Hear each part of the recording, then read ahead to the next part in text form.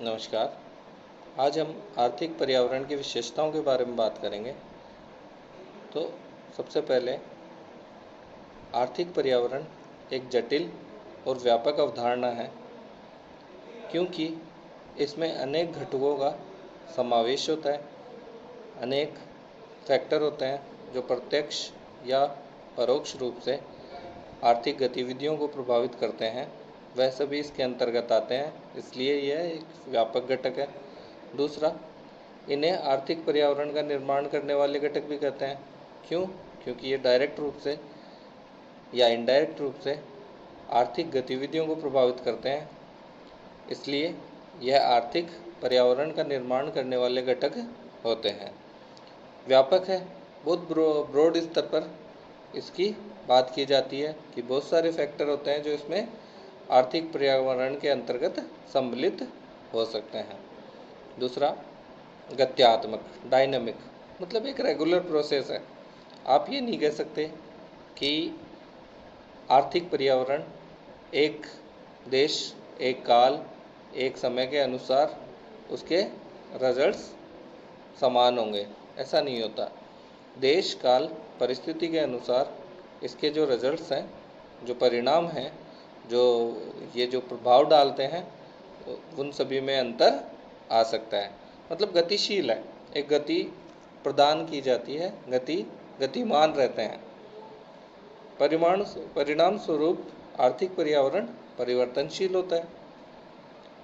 तीसरा, अनेक घटकों का प्रभाव होता है इस पर।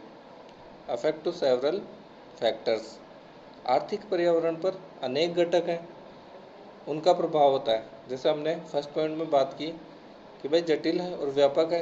व्यापक होने के कारण बहुत सारे फैक्टर हैं जिनका हमें या तो पता नहीं चल पाता या हम उन्हें पहचान नहीं पाते, लेकिन वो परोक्ष रूप से आपकी आर्थिक गतिविधियों को प्रभावित करते हैं।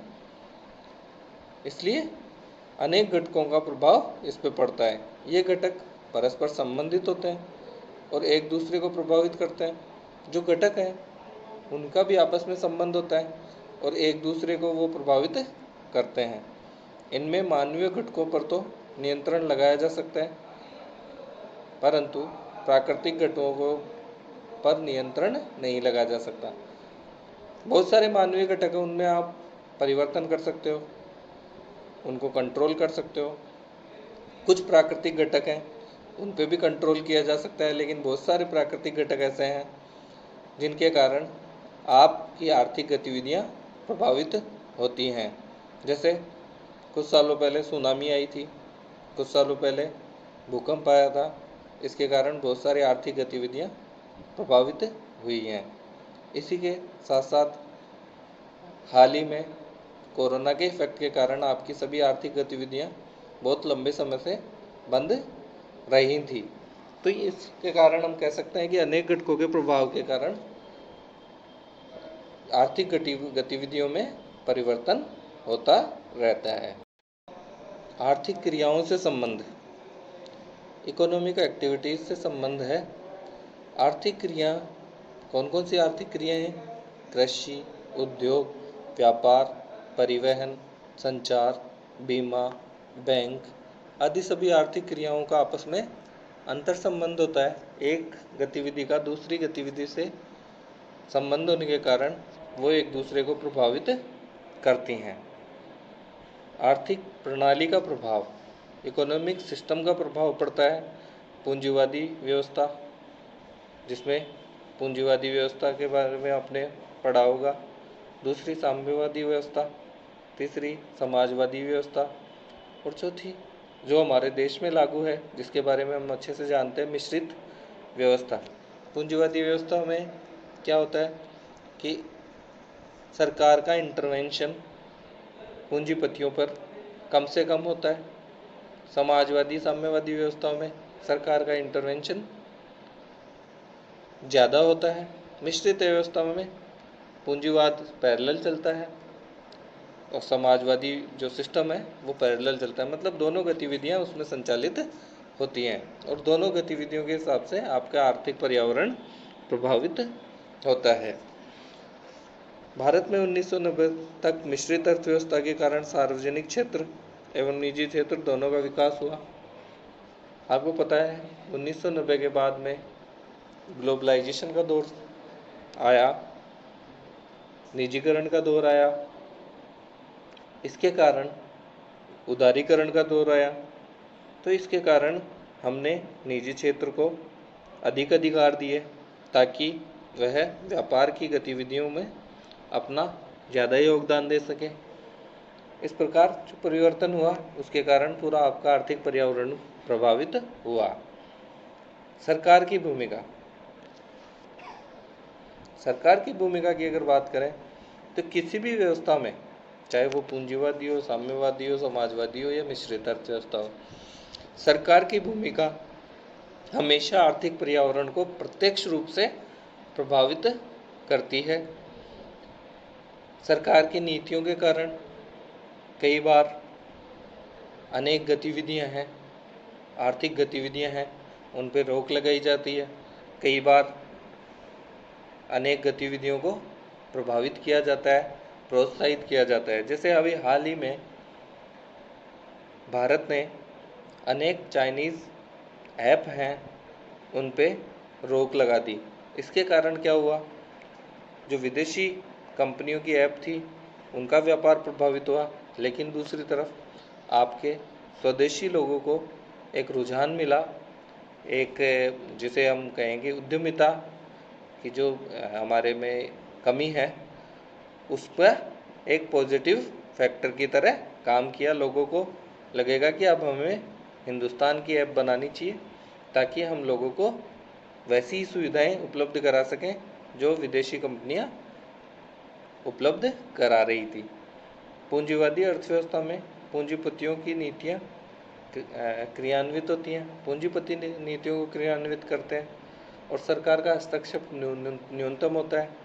और समाजवादी व्यवस्था में सरकार का हस्तक्षेप ज़्यादा होता है और आर्थिक क्रियाओं का संचालन सरकार के नियमानुसार ही किया जाता है। उसके बाद आता है आधारभूत सुविधाएं। इंफ्रास्ट्रक्चर की फैसिलिटी आपके आर्थिक पर्यावरण को प्रभावित करती हैं।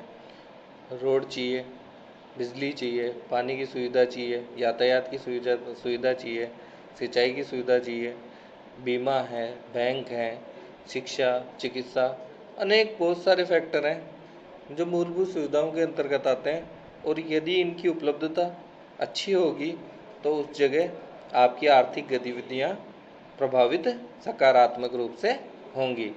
और इनमें से किसी भी एक फैक्टर की कमी के कारण भी बहुत सारी गतिविधियों का संचालन, आर्थिक गतिविधियां नकारात्मक रूप से प्रभाव पड़ेगा या वो पूर्ण रूप से विकसित नहीं हो पाएंगे। पूंजी की उपलब्धता आर्थिक गतिविधियों के लिए पूंजी सबसे बड़ा स्रोत है, सबसे बड़ा फैक्टर है और इसकी उपलब्धता होगी तभी आप आर्थिक गतिविधियों को कर सकेंगे। इसलिए लोगों के पास अगर पूंजी की उपलब्धता है, लोगों को लोन की सुविधा आसानी से मिल जाती है, बैंकों द्वारा आसानी से ऋण दे दिया जाता है, तो आर्थिक जो पर्यावरण है वो आपको सकारात्मक रूप से आर्थिक गतिविधियों पर प्रभाव डालेगा। फिर है जनता का दृष्टिकोण। जनता का एटीट्यूड पर काफ़ी फर्क पड़ता है। जैसे अभी हमने कहा कि सरकार ने विदेशी कंपनियों पर बैन लगाया है। जो विदेशी कंपनियां ऐप बनाती थी या हिंदुस्तान में ऐप के थ्रू सेवाएं देती थी, उन ऐप्स को बंद किया है। तो जनता का दृष्टिकोण, जनता के मन में भी एक विचार आया है कि हमें ज़्यादातर हमारे हिंदुस्तान में बने हुए प्रोडक्ट उपयोग में लाने चाहिए। इस प्रकार जनता का दृष्टिकोण किस प्रकार का है, यदि वह भौतिकवादी है तो वहाँ पे आर्थिक गतिविधियाँ सकारात्मक रूप से बढ़ेंगी। लेकिन इसके विपरीत अगर आध्यात्मिक दृष्टिकोण है, जहाँ धन उपार्जन की मनोवृत्ति कम है और संतुष्टि का स्तर ज़्यादा है, तो वहाँ आपको आर्थिक पर्यावरण या जो आर्थिक गतिविधियाँ हैं वो आपके प्रभावित नकारात्मक रूप से हो पाएंगी। धन और आय का वितरण। समाज में आपके धन और आय का वितरण किस प्रकार का है? हम जानते हैं एक 80-20 का रेशियो है कि ये रेशियो अब इसमें गैप और भी बढ़ गया, लेकिन ये माना जाता है कि 80% या 80% जो धन है 20% लोगों के पास है, और 20% जो धन है वो 80% लोगों के पास है। और ये असमानता यदि किसी पर्टिकुलर एरिया में यह वितरण प्रत्यक्ष रूप से बराबर है, समान है, या ये कहें कि इसमें अंतर कम है, तो वो आर्थिक पर्यावरण को तेजी से प्रभावित करेगा और आर्थिक गतिविधियां सकारात्मक रूप से संचालित होंगी। नेक्स्ट, विभिन्न घटकों में परस्पर घनिष्ठ संबंध, क्लोज रिलेशनशिप होती है जो डिफरेंट फैक्टर हैं उनके बीच में। किसी भी घटक में परिवर्तन होता है तो एक घटक के परिवर्तन का प्रभाव दूसरे घटक पर सीधे रूप से दिखाई देता है। जैसे पर्यावरण में कुछ परिवर्तन हुआ, अचानक बाढ़ आ गई तो आपकी आर्थिक गतिविधियां प्रभावित होगी। अचानक बारिश आ गई या अचानक सर्दी ज़्यादा पड़ी तो उस कंडीशन में क्या होगा, उस पर्टिकुलर टाइम के लिए कुछ एक्स्ट्रा गतिविधियां, नई जो आर्थिक गतिविधियां हैं वो प्रभावित होंगी, कुछ सकारात्मक रूप से, कुछ नकारात्मक रूप से। अगर सर्दी बढ़ती है तो जो आपके ऊनी वस्त्र उद्योग है, गर्म कपड़ों का उद्योग है, उसमें तेजी आएगी। लेकिन जो आपके गर्मियों के कपड़े हैं, गर्मियों के खान पान के साधन हैं, उनमें कटौती होगी। फिर है निरंतर संपर्क, कॉन्टैक्ट रहता है। किससे? आर्थिक क्रिया करने वाले व्यक्ति या समूह को पर्यावरण से निरंतर संपर्क बनाए रखना आवश्यक है। परिणाम स्वरूप उनमें हो रहे परिवर्तनों की जानकारी हो सके और उसी के अनुसार आर्थिक क्रियाएं संचालित की जा सकें। ये जो सभी घटक हैं आपस में एक दूसरे से रिलेट करते हैं, लेकिन इन घटकों में आपस में आपको एक दूसरे से संपर्क रखना पड़ेगा, देखना पड़ेगा कि किस घटक से कितना प्रभाव पड़ रहा है और उनको समयानुसार उनको कंट्रोल किया जाएगा। फिर है घटकों का आर्थिक विकास पर प्रभाव। आर्थिक पर्यावरण के घटकों का आर्थिक विकास पर बहुत प्रभाव पड़ता है। यदि ये घटक अनुकूल होते हैं तो उतनी ही तीव्र गति से आर्थिक विकास होता है। इसके विपरीत प्रतिकूल होते हैं। अभी हमने जो पहले पॉइंट में बात की कि घटक प्रत्यक्ष या परोक्ष रूप से प्रभावित करते हैं। कुछ घटक हैं वो आपको सकारात्मक रूप से प्रभावित करते हैं, कुछ घटक हैं वो आपको नकारात्मक रूप से प्रभावित करते हैं, जिससे आर्थिक गतिविधियां प्रभावित होती हैं। सदैव परिवर्तनशील रहते हैं जो ये घटक हैं, स्थिर नहीं है भाई। उसमें विभिन्न घटकों और तत्वों या अंगों में परिवर्तन होने के फलस्वरूप आर्थिक पर्यावरण में भी नए नए परिवर्तन देखने को मिलते हैं। इसलिए तेजी, मंदी, घटत बढ़त, समृद्धि आदि के दौर आते रहते हैं। अब ये घटक है, परिवर्तन होता रहता है। कभी कोई घटक अधिक प्रभावी हो गया, उसके कारण हो सकता है व्यापारिक गतिविधियां या आर्थिक गतिविधियां सकारात्मक रूप से प्रभावित हों। इसके विपरीत कभी जैसे कोरोना है, इससे आर्थिक गतिविधियों पर नकारात्मक प्रभाव पड़ा, लेकिन नकारात्मक प्रभाव कुछ सेक्टर पे पड़ा, कुछ सेक्टर्स पे सकारात्मक प्रभाव भी पड़ा। जैसे मेडिकल इंडस्ट्रीज़ है, उस पर सकारात्मक प्रभाव पड़ा, इनोवेशन करने का मौका मिला, उनके व्यापार में तेज़ी से वृद्धि हुई।